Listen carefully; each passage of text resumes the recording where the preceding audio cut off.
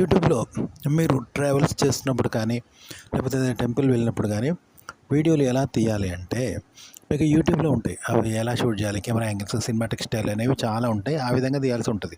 Travels కానీ temples వెళ్ళినప్పుడు, outdoor వెళ్ళినప్పుడు అలా తీయాల్సి ఉంటుంది.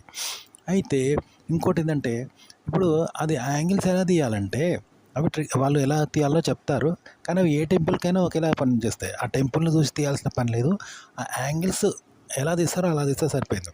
ఉదాహరణకి ఆకాశంలో వెళ్తూ ఉంటే రోడ్లు ఉంటాయి. నేల మీద ఉంటే రోడ్లు చూసుకొని పరిగెత్తిపోతాం, మలుపుతాం, ఎదురుగా మనిషి తక్కువ జరుగుతాయి, ఇవన్నీ ఉంటాయి. ఆకాశంలో గాలిమటం ఏంటది, ఆడ బయటికి చూడరు. బస్సులకి వెళ్ళి అద్దాలకి వెళ్ళి రోడ్డుని చూసి జనాలను చూసినట్టు చూడరు.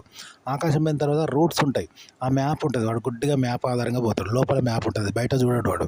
చూసారా, ఒక కెమెరా యాంగిల్స్ కూడా అంతే. సినిమాటిక్ స్టైల్లో తీసేది మీరు తెలుసుకొని అలా తీస్తే సరిపోయింది. అంతేనా, ఆ గుడిని, ఆ టెంపుల్ను, ఆ ప్లేస్ను చూస్తూ ఇలా తీయాలి అలా తీయాలని డిజైన్ లేదు. కేవలం యాంగిల్స్ అవి ఏ గుడికైనా ఒకటే. తాజ్మహల్కైనా, కోనార్క్ అయినా, లేకపోతే హిమాలయ పర్వతాలైనా, ఖజురహో అయినా, ఎక్కడ పోయినా అలాగే తీయచ్చు. ఓకే, ఇట్లా అనమాట. అలాగే మీరు ఒక సినిమా ఉన్నదనుకో, సినిమాలో ఎలా తీస్తారో పాట మీద కెమెరాలు అలాగే తీయండి. ఆ పాటను ఎలా తీస్తారో ఇక్కడ ఈ టెంపుల్ కూడా, ఈ తాజ్మహల్, చార్మినార్, హిమాలయ పర్వతాలు ఎక్కడైనా అలాగే తీయచ్చు.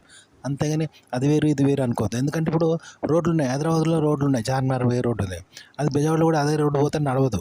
కానీ ఇక్కడ నడుస్తుంది, కెమెరా యాంగిల్స్ మాత్రం నడుస్తుంది. మీరు తాజ్మహల్కి ఎలా అయితే తీశారో సినిమాల యాంగిల్, అదే మీరు హిమాలయ పర్వతాల్లో తీయచ్చు, ఖజురహోలో తీయచ్చు, కోనార్క్లో తీయచ్చు, హంపీలో తీయచ్చు.